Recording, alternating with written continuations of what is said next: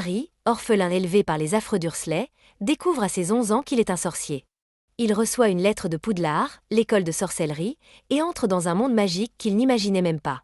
Il se lie d'amitié avec Ron Weasley et Hermione Granger, est réparti à Gryffondor, et découvre qu'il est célèbre pour avoir survécu à un sortilège mortel lancé par Voldemort. Au fil de l'année, Harry apprend à voler sur un balai, joue au Quidditch, et soupçonne le professeur Rogue de vouloir voler la pierre philosophale, un objet magique qui donne l'immortalité. Avec Ron et Hermione, il franchit une série d'épreuves pour protéger la pierre. Un chien à 3 têtes, des plantes piégeuses, des clés volantes, un échiquier géant, une énigme de potions. Jusqu'à affronter le professeur Quirrell, possédé par Voldemort. Harry sauve la pierre, gagne des points pour sa maison, et rentre chez les Dursley pour l'été, impatient de revenir à Poudlard. Mais tout ça tu le savais certainement. Ce qui nous intéresse aujourd'hui, c'est la différence entre les livres et les films. Peeves, l'esprit frappeur. Il n'était ni vivant, ni mort. Il n'était pas un fantôme, ni un élève, ni un professeur. Il était l'esprit frappeur de Poudlard. Invisible dans les films, mais omniprésent dans les livres, Peeves flottait dans les couloirs avec un sourire malicieux et un sac plein de bombes à eau, de craies grinçantes et de farces explosives. Il terrorisait Rusard, le concierge, et respectait une seule personne, le baron sanglant, le fantôme de Serpentard. Quand les jumeaux Weasley quittent Poudlard en fanfare dans l'ordre du Phénix, il lui crie « Donne tout ce que t'as, Peeves !» Et Peeves salue en claquant des talons. Un moment culte, totalement absent des films. Le professeur Bean, l'enseignant qui ne s'est jamais réveillé. Le professeur Bean est le seul professeur fantôme de Poudlard. Il est mort un jour en s'endormant devant la cheminée, et s'est levé le lendemain pour aller faire cours, sans se rendre compte qu'il était mort. Il enseigne l'histoire de la magie d'une voix monotone, si soporifique que même Hermione lutte pour rester éveillée.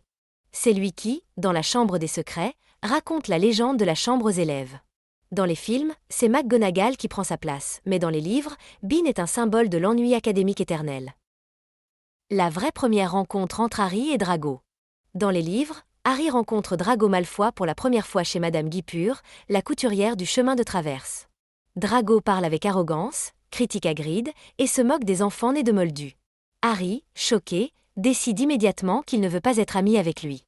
Cette scène est essentielle. Elle montre que Harry rejette les valeurs de sang pur avant même de comprendre ce qu'elles signifient. Dans les films, cette rencontre est déplacée à Poudlard, ce qui atténue la tension initiale entre les deux garçons. Charlie est le deuxième fils de Molly et Arthur Weasley. Il est passionné par les dragons depuis l'enfance. Il colle des ailes en papier sur Croutard, le rat de Ron, et rêve de devenir dresseur. Il part en Roumanie pour travailler dans une réserve de dragons. C'est lui qui aide Hagrid à envoyer Norbert, le bébé dragon, en sécurité. Il revient à Poudlard pour superviser les dragons du tournoi des 3 sorciers.